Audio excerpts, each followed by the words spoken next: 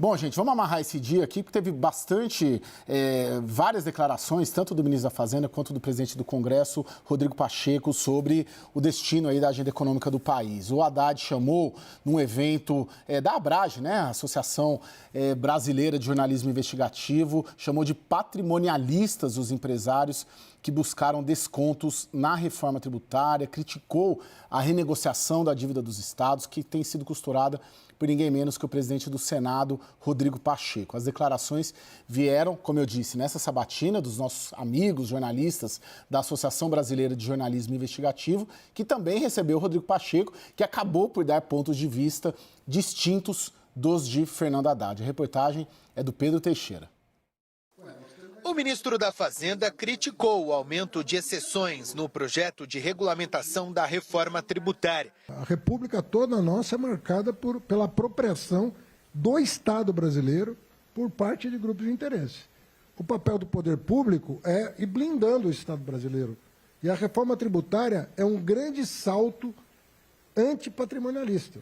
Na sabatina, o ministro também deixou claro mais uma vez que é contra a desoneração da folha de pagamento para 17 setores, o que, segundo ele, não surtiu efeito na economia do país na última década. Haddad também foi questionado sobre as alegações de empresários de que o fim do benefício fiscal poderia causar um aumento do desemprego. Você já viu um empresário falar alguma coisa diferente? Assim, me apresenta. Eu tenho que me basear em estudo acadêmico, em gente que não tem interesse pessoal. Eu vou fazer pesquisa com o empresário, o empresário beneficiado. O ministro da Fazenda disse ainda que as compensações apresentadas pelo Senado como fonte de renda para bancar a desoneração não cobrem a renúncia fiscal.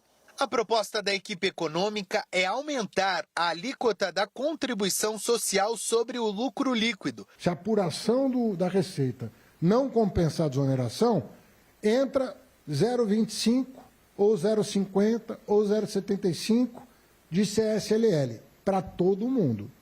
O presidente do Senado, Rodrigo Pacheco, que falou depois do ministro na sabatina, criticou a sugestão de Haddad. Disse que já apresentou 8 medidas de compensação para a Fazenda. Mas o Ministério da Fazenda está desconsiderando essa possibilidade, ou essas 8 possibilidades como fontes de compensação e querendo o aumento do tributo como fonte de compensação, que é um ponto da nossa discórdia. Me parece, fazendo uma analogia, aquele empreendedor que, ao invés de querer trabalhar e produzir, quer fazer rentismo para poder ter facilidade, uma renda passiva, para poder resolver os problemas. Pacheco e Haddad também se opõem sobre o projeto de lei da negociação das dívidas dos estados, liderado pelo presidente do Senado. A Fazenda teme o impacto no déficit primário, com a possibilidade do abatimento de parte dos juros mediante a entrega de ativos, como estatais para a União, e de investimentos nos próprios estados. A regra geral prevê a correção da dívida pelo IPCA mais 4%. Você tem que fazer um jogo que acomode as contas estaduais sem prejudicar as contas nacionais. É isso, esse é o meu ponto de vista. E no meu entendimento, o projeto apresentado precisa passar por uma revisão. Pacheco afirmou que a renegociação da dívida com os estados foi discutida com a Fazenda e negou que o Congresso esteja comprometendo o equilíbrio fiscal do governo. A arrecadação do Estado brasileiro no primeiro trimestre desse ano é 8,36% superior ao ano passado, fruto dessa responsabilidade fiscal que o Congresso Nacional contribuiu com o Estado brasileiro. Então, nós não podemos ser taxados de responsáveis fiscais, nós não vamos aceitar esse tipo de afirmação e que o Ministério da Fazenda possa ser propositivo para dar solução.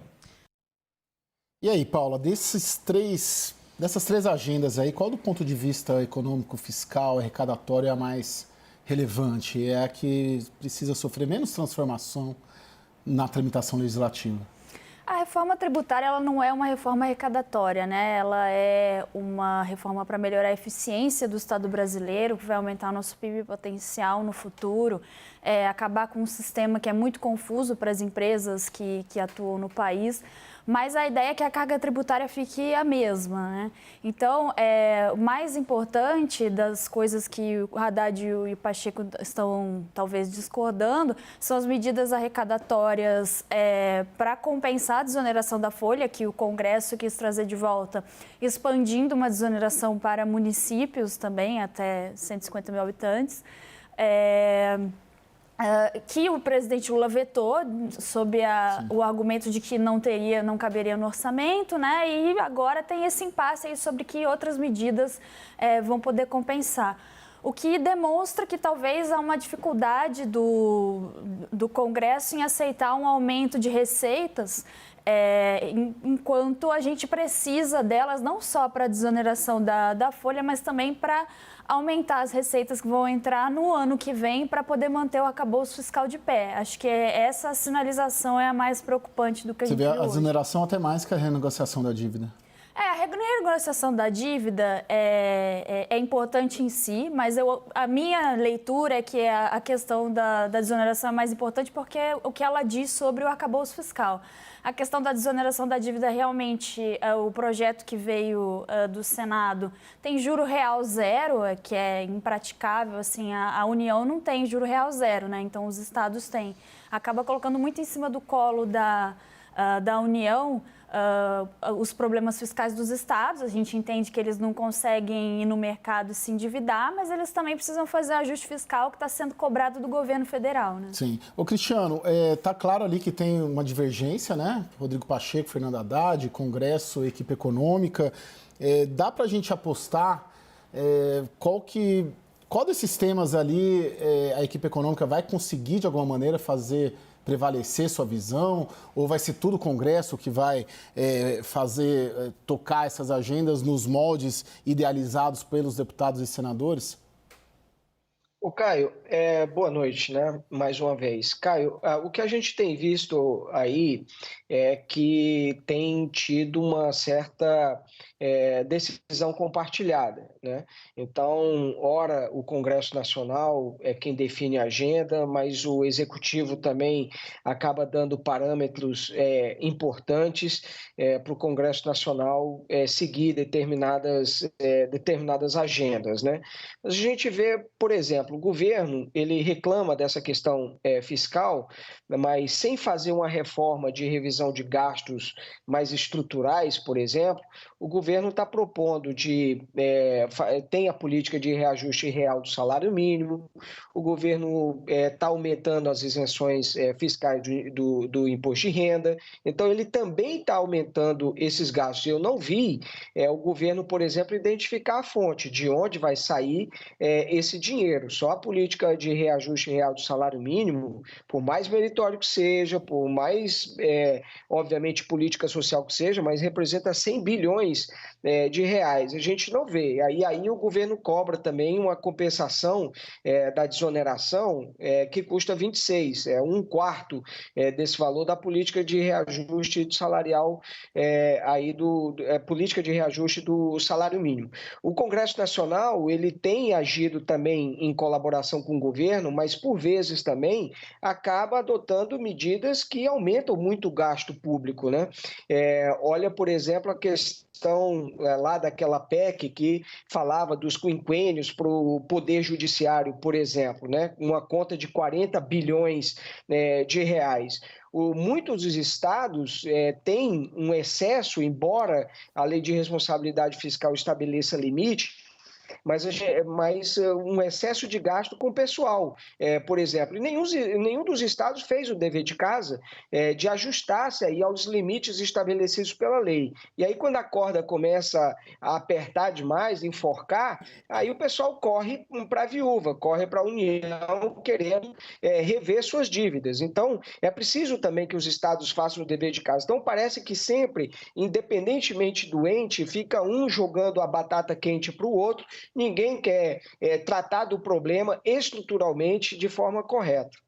Ô Daniel, você acha que está contratado ali uma derrota ali para o Haddad neste semestre, principalmente nessas questões da desoneração e da renegociação da dívida dos estados? E até que ponto ele tem um apoio do governo e da articulação política do governo para tentar, pelo menos, equalizar ali os anseios do Congresso sobre esses dois projetos? O problema, Caio, é que essa guerra com o Congresso que permeou todo o primeiro semestre em torno de desoneração da folha e uma eventual compensação foi criada pelo próprio Haddad, não foi pela articulação política. E isso foi uma atrapalhada de Fernando Haddad desde o final do ano passado, quando não endereçou o assunto no momento e da forma como ele deveria ter sido tratado. E deixou o Senado e a Câmara aprovarem sem propor nenhuma alternativa. Agora, veja as observações do ministro ali nesse duelo retórico com Rodrigo Pacheco. O ministro tem razão ao mostrar que o empresariado se apropria do Estado brasileiro não de hoje. Se a gente olhar para o momento, são mais de 500 bilhões de gasto tributário, de renúncias fiscais, o agro se beneficia, a indústria se beneficia, o empresariado todo se beneficia, a classe média se beneficia com deduções de saúde, educação no imposto de renda, então isso está dado. Agora, também não é verdade, como diz Haddad, que é só o Senado ou é só o Congresso quem está criando esse tipo de gasto sem nenhuma avaliação. Veja que se o Senado e a Câmara estão insistindo na desoneração da folha, partiu do Executivo iniciativas de manter ou expandir gastos tributários recentemente. Tem uma lista aí, regime automotivo, mover, tem incentivos para a indústria química, tem regime especial para semicondutores e prorrogação da lei da informática. Tudo isso, por mais meritório que seja, foi feito sem avaliação de desempenho.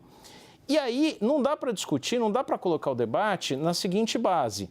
O que eu estou apontando como Ministério da Fazenda para regimes diferenciados ou desconto no IVA é correto, é meritório. O que a Câmara e o Senado estão colocando não é meritório, é apropriação do Estado pelo setor privado, é o patrimonialismo brasileiro. Aí o ministro vai mal. E esse tipo de declaração, além de equivocada, não ajuda num distensionamento com nenhuma das casas legislativas. Ô, Vitor, você vê o Congresso disposto a fazer concessões? Caio, o Congresso, na verdade, tem mostrado muita força. Vai depender muito exatamente da capacidade, principalmente de Fernando Haddad, que encabeça essas articulações, principalmente no que tange a agenda econômica. Exatamente por essa dificuldade, principalmente dos ministros lotados ali no Palácio do Planalto, responsáveis pela articulação política de fato, mas Haddad toma a linha de frente em muitas ocasiões, quando principalmente os assuntos são voltados, é evidente, à pauta econômica. Agora, nesse imbróglio, inclusive, a gente percebe o presidente do Senado, Rodrigo Pacheco, num tom, inclusive, acima, até diferente, inclusive, do jeito mineiro dele, mais calmo, mais ameno, com o qual a gente está acostumado. Agora, o ministro Fernando Haddad, em relação à questão da compensação, da desoneração, ele jogou essa responsabilidade completamente no colo do Senado. Ele, em reiteradas entrevistas, falou, olha, a Fazenda já apresentou diversas alternativas aqui e agora está no colo do Senado. Apresentou, inclusive, ideias ali, sugeriu, por exemplo, a apreciação do PL do devedor contumaz, enfim, fez uma série de movimentos ali sugerindo que a responsabilidade, então, é do Congresso Nacional em relação à compensação da desoneração. Então a gente vê essa briga, essa bola dividida, enquanto a gente tem uma decisão do Supremo Tribunal Federal que determina que isso seja definido pelo governo, e a gente vê, na verdade, uma dificuldade de Fernando Haddad de assumir essa responsabilidade e encabeçar essas discussões. Aí começou-se nos bastidores a tratar, por exemplo, da possibilidade de um aumento da CSLL, Contribuição Social sobre o Lucro Líquido, o que desagrada completamente os bancos e pode ter, inclusive, a ver com essa crítica de Fernando Haddad em relação a agentes privados, né, tomando a agenda, porque foi uma proposta teoricamente vinda do próprio Ministério da Fazenda, né? A gente sabe que tem outras questões que envolvem essa fala, né? Tem outras questões por trás dessa fala do ministro, mas essa é uma delas. Então a gente vê de fato, né, um quebra-cabeça difícil de ser resolvido e o Congresso Nacional assumindo a frente, né, com o Pacheco encabeçando essa proposta em relação à dívida dos estados, com uma possibilidade, inclusive, que pode ser muito nociva para a União. Isso porque uma das possibilidades, por exemplo, é exatamente transferência de ativos estatais, imóveis da União. Sabe, a União já tem imóveis que foram classificados, inclusive, pelo Tribunal de Contas da União, como algo que, né, causava ali um certo receio do ponto de vista fiscal. Então, existem algumas conversas ali, né, que são preocupantes em relação à gestão fiscal, às contas públicas da União, mas o ministro Fernando Haddad precisa encabeçar essa discussão e, principalmente em relação a essa proposta, em relação à dívida dos estados, precisa de fato ser mais incisivo e apresentar uma outra solução para Rodrigo Pacheco que seja consensuada. Disse, inclusive, né, Haddad que vai se encontrar com Pacheco, né, que devem se reunir para tratar sobre esse assunto, mas pensar também, né, os estados, ok, né, tem a preocupação com a dívida dos estados, que muitas vezes eles não se preocuparam com as próprias contas. Agora, pensar em sobreonerar as responsabilidades da União, né, ou, por exemplo, conceder mais estatais como uma forma de um abatimento de dívida, imóveis. Houve uma discussão, inclusive, durante o governo Bolsonaro, encabeçada pelo ministro Paulo Guedes, de vender, né, de alienar sim. Esse patrimônio, até porque ele é muito caro para manutenção, né, Caio? Essa dos estados, eu tenho uma sensação que é meio que quase guerra perdida ali para a equipe econômica. Hoje eu conversei com o governador de Minas, né, que é um entusiasta, claro, do projeto, Romeu Zema, e outros secretários de Fazenda, todos se movimentando no sentido de abraçar a proposta da renegociação. Ali eu acho que vai ser muito difícil, né? Caio, deixa eu só adicionar no que está sendo falado, assim, porque fica esse jogo de estica, né? O Congresso tem que apresentar a solução, ou o Ministério da Fazenda, mas tem que lembrar que toda essa questão fiscal foi gerada em conjunto, tanto pelo ministro da Fazenda quanto pelo Congresso, já logo depois das eleições, quando foi aprovada uma PEC de transição que permitiu um aumento dos gastos de mais de 170 bilhões. Aí abriu espaço para o reajuste real do salário mínimo, que pega os gastos da Previdência, do BPC e de outros benefícios assistenciais e de outras questões que viraram gastos que ficam permanentes, né?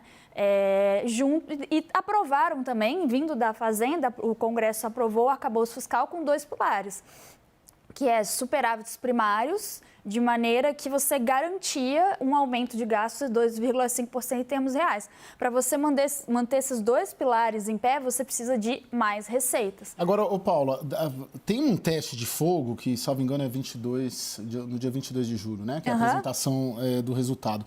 O que você entende como um cenário que seria o ideal? Não vamos tratar que é o cenário que o governo vai apresentar, mas tanto das medidas concretas que foram prometidas, né, pelo governo, pela equipe econômica, que acabou levando a essa trégua do mercado, dos agentes econômicos com o governo Lula, né? O que seria o ideal e factível e prudente por parte do governo de apresentar de medidas concretas até lá? Sim, o que aconteceu dos estresse das últimas semanas que o dólar chegou a 5,70 foi uma descrença tanto na política fiscal quanto uma descrença na política monetária, né? Que havia toda a discussão do presidente Lula criticando os níveis de juros atuais e houve um entendimento que o presidente do BC que ele indicaria faria então uma política monetária mais frouxa.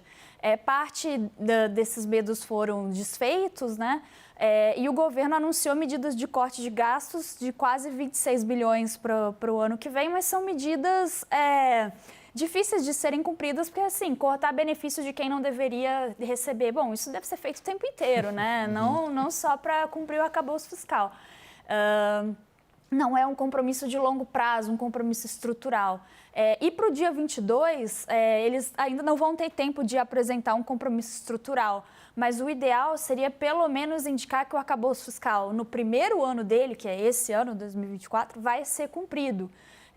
E pelos cálculos, tanto meus quanto de várias instituições financeiras, há uma necessidade de um bloqueio, um contingenciamento de despesas no dia 22, ou seja, o governo assumindo que a esse ritmo de gastos que nós estamos tendo em 2024, mais a esse ritmo de receita, não vamos conseguir alcançar a meta fiscal. E esse bloqueio deveria ser ao redor de 20 bilhões de reais e é isso que os agentes financeiros estão esperando ver. Vamos ver se tem um compromisso mesmo com o arcabouço, igual o presidente disse que tem.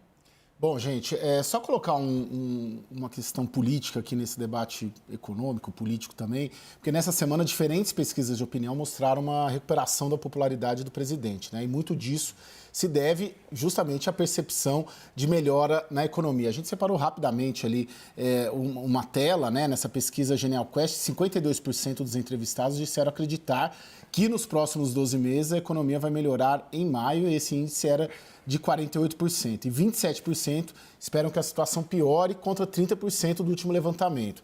E 18% acham que vai ficar do mesmo jeito. E, além disso, bem brevemente, também só mostrar mais uma tela, diminuiu a parcela da população que considera a economia como o principal problema do país, né? Em abril de 23, ela recebia 31% das menções.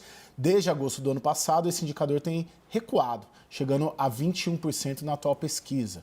E em trajetória oposta, a preocupação com violência, com questões sociais, cresceram, chegando a 19% e 18%, respectivamente. Aí eu queria perguntar, Cristiano, Noronha, essas pesquisas, né? Tem essa pesquisa, teve a pesquisa IPEC ontem, de certa maneira, tem um repique para cima na popularidade do presidente.